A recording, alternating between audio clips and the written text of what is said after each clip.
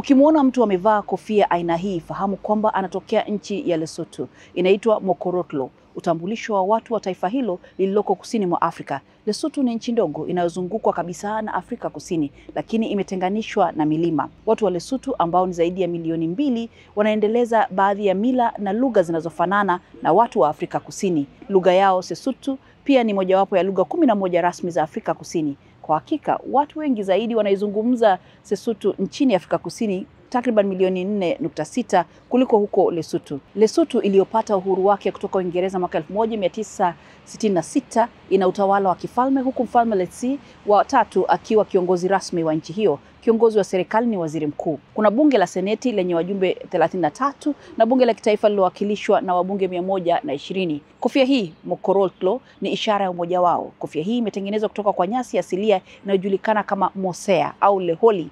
Muundo wake unaaminika kuwa ulichochewa na huu mlima uitwao Kwilwane uliopo nchini humo. Kofia hiyo pia inajulikana kama Molianyoe, ikiwa na maana ya anayetekeleza hukumu ya mahakamani kwa lugha ya Sesotho. Picha yake inaonekana kwenye bendera ya Lesotho na kwenye nambari ya usajili wa magari ya nchi hiyo. Wasotho hupamba majumba kwa kofia hii ya Mokorotlo, ishara ya kuendeleza mila. Pia inaaminika kuilinda nyumba dhidi ya hatari ya mambo mengine mabaya. Kofia hii ni sehemu muhimu ya mavazi ya kitamaduni ya Wasotho ambayo huvaliwa kuonyesha utambulisho wao na fahari ya kitaifa. Ingawa kwa kawaida unasibishwa na wanaume, lakini wanawake na watoto pia huvaa kofia hiyo pia. Mokorotlo mara nyingi hutumika katika sherehe za kitamaduni kama vile harusi na tambiko. Licha ya mitindo ya kisasa kuingia katika jamii, umuhimu wa kofia Mokorotlo unaendelea kustawi, ukionyesha uthabiti na fahari ya utamaduni wa Basotho katika jamii ya kisasa. Ubunifu wa kutengeneza Mokorotlo inaridhishwa kutoka kizazi kimoja hadi kingine,